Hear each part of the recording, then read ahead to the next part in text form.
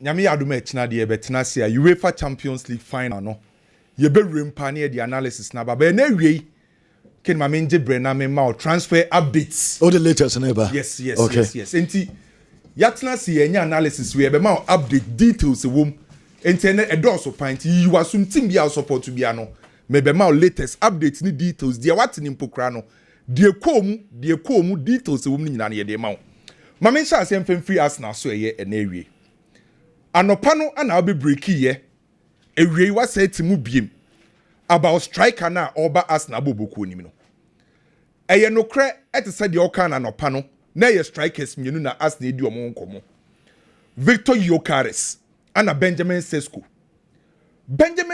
no Arteta ana penipa ana Gyökeres ne say de oka ye no na eye Andre Beta ana ye push for sadio no so Arsenal mpanyimfo efre meeting say Arteta wo na wo ye coach a wo be coach players no e wa agropama ne so wo se o pe Benjamin Sesko die nti ana wo pe Benjamin Sesko be defend na convince yen na yen hwese eto ya suma ni akofa abrante no ana papa friends Arteta say Gyökeres no ya ade na ni gine ho na emum ade kronti ono Arteta o pe Benjamin Sesko ni yese 1 abrante ne height na ni gine ho adia ba akwa ba Arsenal mu secret weapon obi anim ye say omo set pieces say omo bokọ na omo pemse no e wo say omo say nya play obedina nim ho nso so height Benjamin Sesko no eye 6'5" enti ne height no na ni je ho de to so mienu ne forward line players no Martinelli Kai Havertz Bukayo Saka mo omo nim ball ne bo but in terms of the physical aspect of the game physically omo ni soro enti obi hia player we anim ho a obetima use ne upper body strength etimia battle with defenders eba physicality na Benjamin Sesko no e wo soro enti e kan ho bi ana so ope no na wohwe Manchester City striker Haaland mpokra na otimi use ne upper body strength physically o wo soro enti Sesko ne physicality no e kan ho bi ana ma ne pe no ana oye obi otimi linki up play very well or running into channels and or stretchy opponent defense enti so onya abrantie na obe stretchy opponent defense a ebe create spaces e dia man inside forwards ne say omu enwrem and or sa wo pace in the Premier League ube hia player owo pace obetima running enye player oye static enti Benjamin Sesko no oye obia and or my boss presence Arsenal like boss presence obi odina penalty box ma odi hu bi e to opponent defenders ne so a papa friends Arteta e kan hu bi ana ken de oka ema eto Arsenal for na sumpa no o se Sesko no o was a reactionary edge boss flick ana de to omani se odina penalty box so utimi ma quick passes bi a e bie defense ni muntem enti o convince mpanyimfo no mo Arsenal no ana Arsenal mpanyimfo se ene saade a ene o magye atum se Benjamin Sesko no ana ombefa ono na ye number 1 target a ombedi hu komo ahead of Abranti a friend say Victor Gyökeres. And after the meeting, ni 2 days time, Anna Andre Beta acquire meeting with papa friend say Marcel Seifer no ono ana ye managing director e Leipzig omokoye meeting wo London. Ana omode to Arsenal for him say Sesko no e release clause a 80 to 90 million euros. E be depending negotiation no.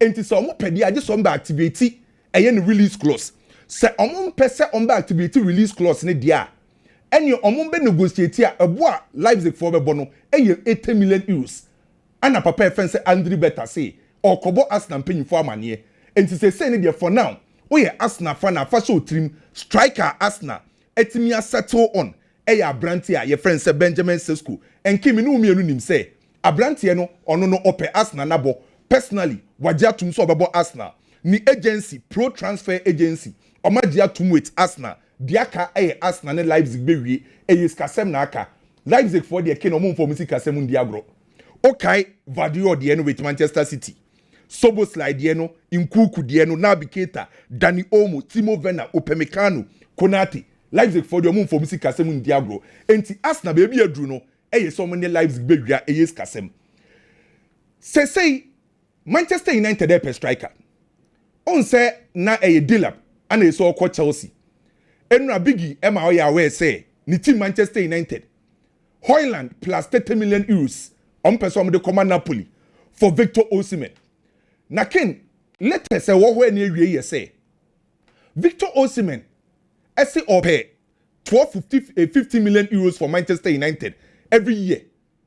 Victor Osimhen seek or pay for Manchester United one. 12 to 50 million euros every year.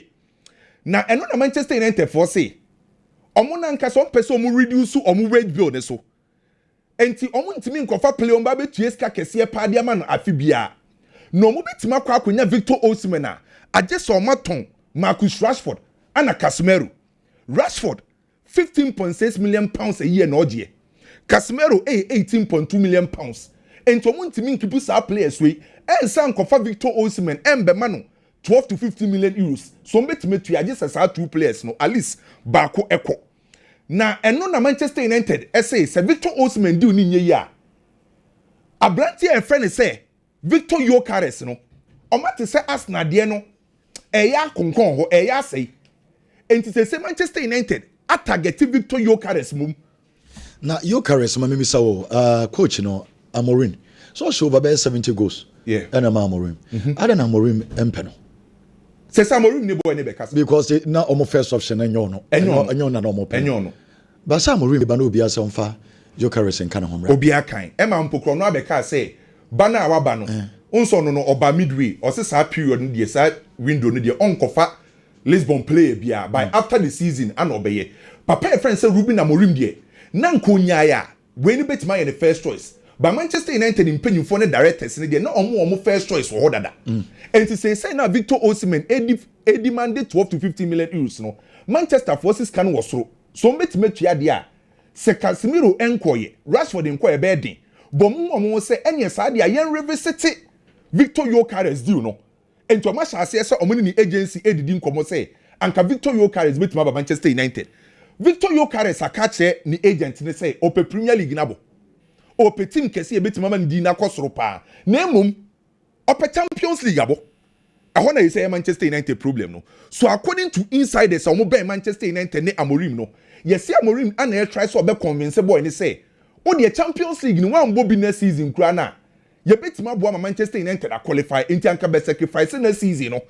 And they say Amorim never be dirty work ni nyina na Victor Gyökeres so ma hweso betimi a convince ni so far there Victor Osimhen deal ne konkon ho because of nisika no. Enti Manchester United next target omo hwe no eye Victor Gyökeres. Ano de no obi ani Madrid for announce no oye Real Madrid for player. Details wom udimi nyina ba 10 million Madrid ebetua e de ama Liverpool team no. 10 million no enkoye installment. Eye one payment. Paying crying Madrid kotua 10 million nyina ama Liverpool bobuko no. Contract ne yet till 2031 June. Ana bebe wiye. Release clause no 1 billion euros. And a Real Madrid for Eddie Ashim. 1 billion euros. Arnold. Yes, Arnold. I don't know what you're trying to say. Ashim the contract. Matthias, and I know much of that to can say. You do transfer, you free be say artificial barrier. Or the same now case or person activating the clause. Or be catch us in the release clause in ye. Wa uche scanner, one abeko. Into a friend artificial barrier, I was transfer. Not 1 billion. 1 billion. And in the release clause.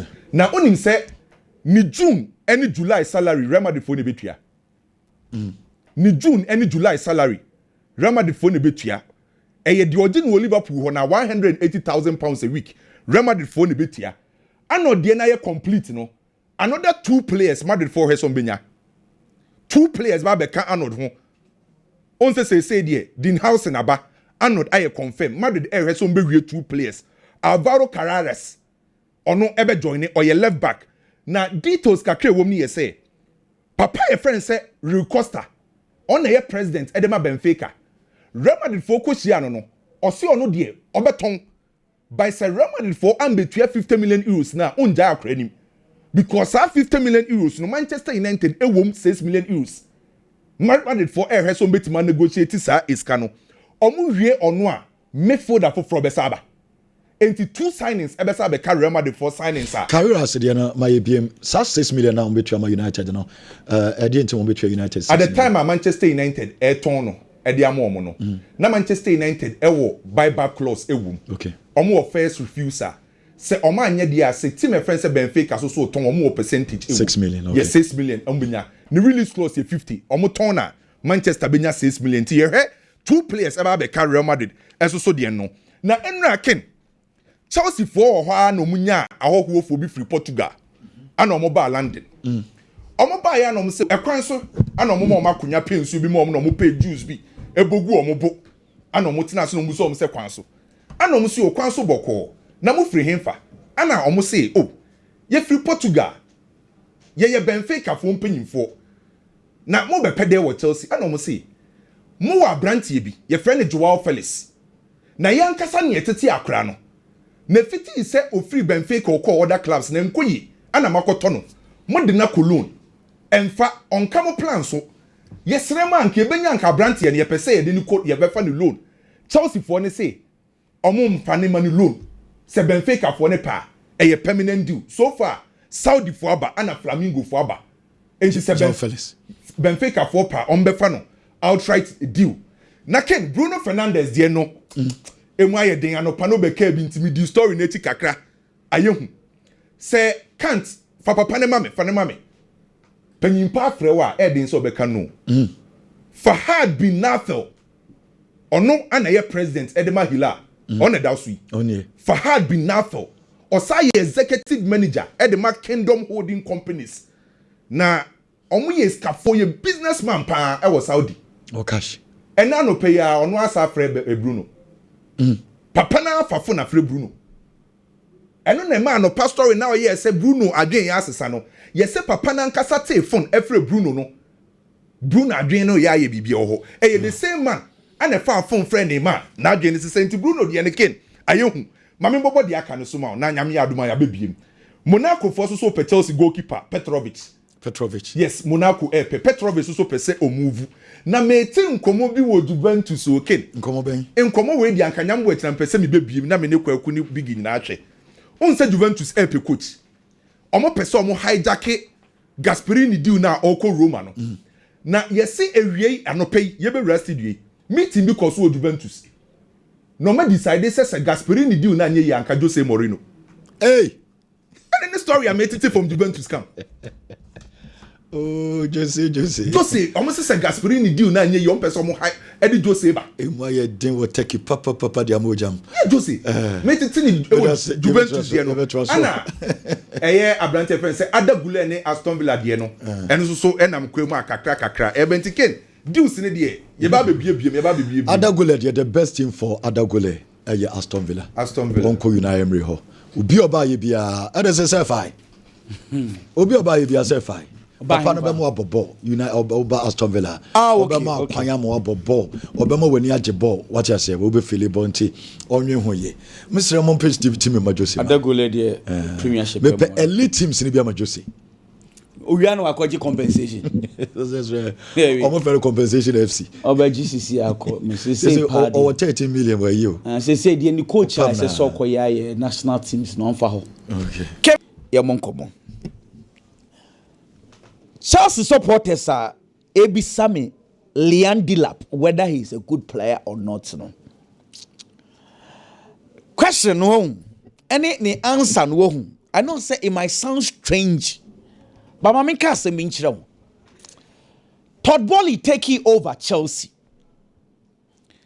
now I was say Granovskaya any Peter Cech eboa no and when we recruitment on a Granovskaya nya issue and now H.D. Granovskaya cause metwa so if you know so onye bi no koi Peter Cech left so the first transfer he himself Todd Boehly installing him as sporting director and okoto senior man Koulibaly buy that time no so afa na waba into recommendations Koulibaly ya dia on Napoli fanabra meto no koto Raheem Sterling no ato Aubameyang chasa ototo be break ani chiku emeka bakwa meka sa afade ama Chelsea Cucurella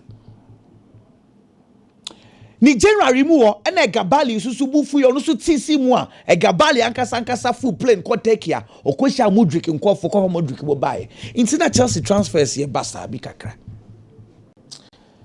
after say Chelsea appointed Paul Winstanley and Laurie Stewart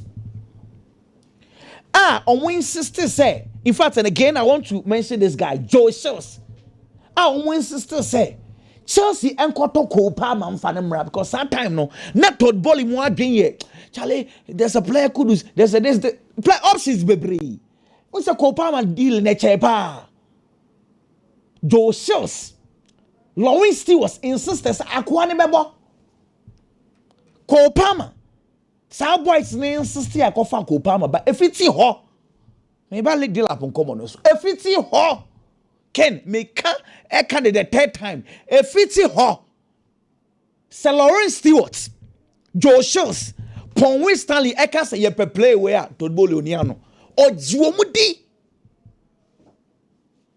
the kind of believer Todd Bowley and any Egabali a woman is sporting directors any director of football no when they say A forget it and now this is the background of these guys Joe Shields, or Manchester City, through and through. Joe Shields, or ye Juma Manchester City says by 2013, or ye Juma to 2022, or ye scout paying, or by Manchester City for Unkwadani development officer paying. Why ye Juma Manchester City baby? And Lawrence Stewart, no crown, he was Manchester City's performance analyst. It is our boys, they sold a Manchester City project to Todd Bowley. Say, look. Man City nkwada no ayaya na yekọ scout wo de bae. Now watch this 2020-2021 Joe Shields M1 na ayaya na City for ekofa Mariska bae e wo mu junior team ni mu Mariska bae ye adwuma Manchester City junior team ni mu no na eye Cole Palmer Liam Delap and about 9 and 10. And I want to repeat it. Cole Palmer, Liam Delap 9 and 10. Morgan Rogers no kahubi. Romeo Lavia na okaye squad in hubi. Sa squad in a very good place. Sa time na fe Oscar Bob Crano so afe be 17 years. Sa squad no na Rico Lewis ka no be 17 years. But omo no mo bopa no Romeo Lavia, James McCarthy Sa small boy no Manchester City CC Morgan Rogers, Cole Palmer, Liam Delap. And I'm coach Mariska. I'm penny Joe Shields.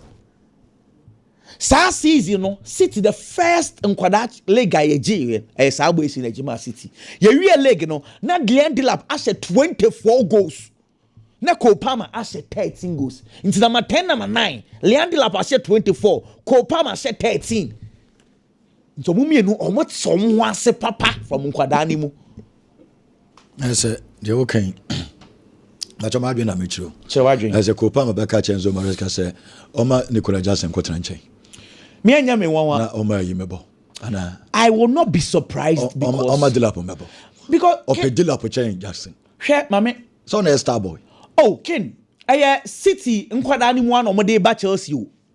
They've carried those youth guys to Chelsea today. January want to send City for Chelsea for James McCarthy. One day. Nanze want to say Chelsea for Morgan Rogers. One day. Nkwada ni mu an omode ba Chelsea sisi ya o. The kind of partnership Cole Palmer built with Liam Delap no it was solid. Any Morgan Rogers na solid. Na Romeo Lavia ni gina number 6. Oh City youth team. Na Romeo Lavia mbo na boy bi on fa na Daku Jebi Ghana ni guy bi. Ngono ambeba amaye. Ye ni police mi hu bebi a ne ball no so ayira fa. Sa boys no ball no mo ball papa.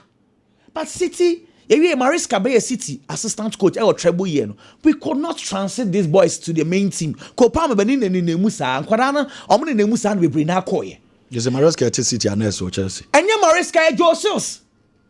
Say Joe Shields na so Mariska mu. On one insist say Chelsea go for Mariska mbra. Into this Joe Shields no. Onu ye panyin na o City nkwada ani mu na wabanya adwuma. E na o se enko for Mariska mbra. Ko for Mariska bae. Manchester City nkwada ani nyina o de omu nyina eba back to Chelsea. Inti Chelsea per striker na omu per striker obetimi hold up play. Or speed. Ni nani mu odu obo shot or linking up play. The closest player they were analyzing was Benjamin Sesko. No more analyzing Benjamin Sesko. Papa na Chelsea peno. Sesko star no so similar. But we know our partnership that with the City guys already. No boyful. And see, Joshua must say, this is the guy that will help us because we already know him, coaching him, players in him, partnership, playing a problem. We all already know ourselves. This guy is the kind of striker we want.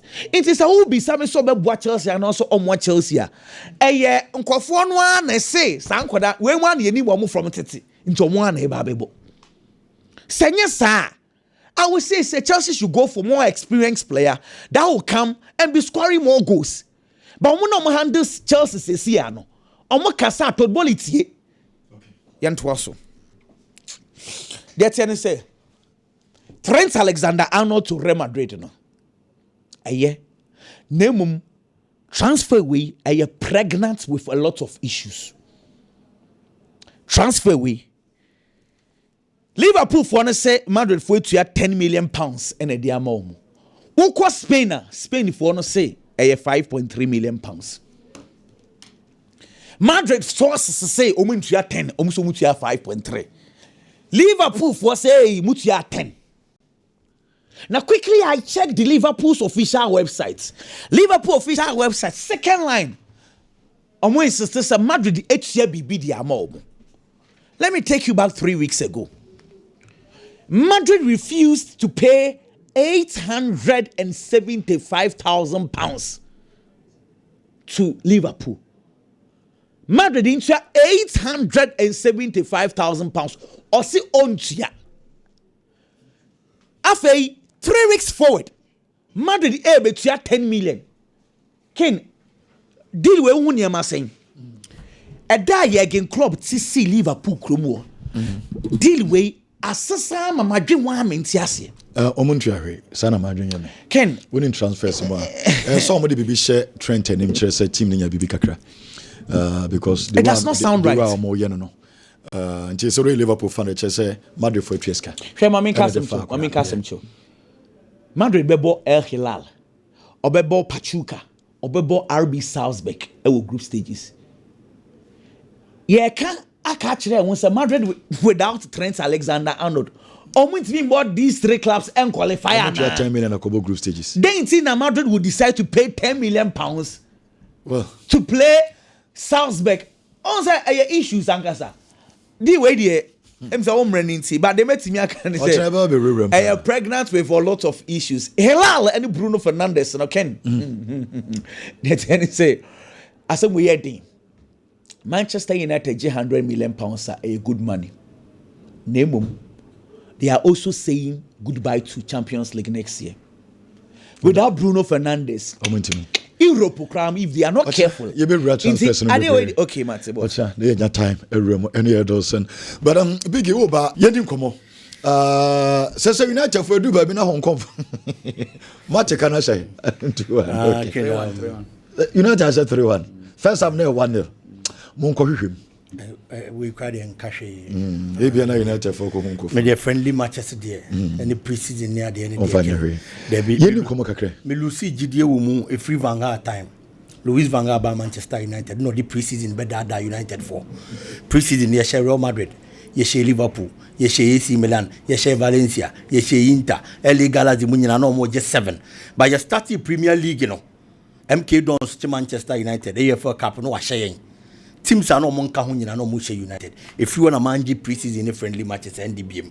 Enti onye bibia yeshe season nasia improve say he's in to stay and then work for United. Ken we have story about a player friend say Benjamin Sesko. Na Arsenal finally settle no say oye the kind of striker omo ne pe. Say omo de ne be ye adwuma.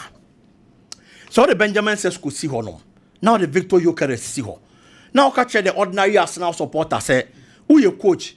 Who the opposite of Benjamin Sesko? May you sure say Arsenal supporters they mudu do na akin. Oma come and tell me because Benjamin Sesko numbers will get this season.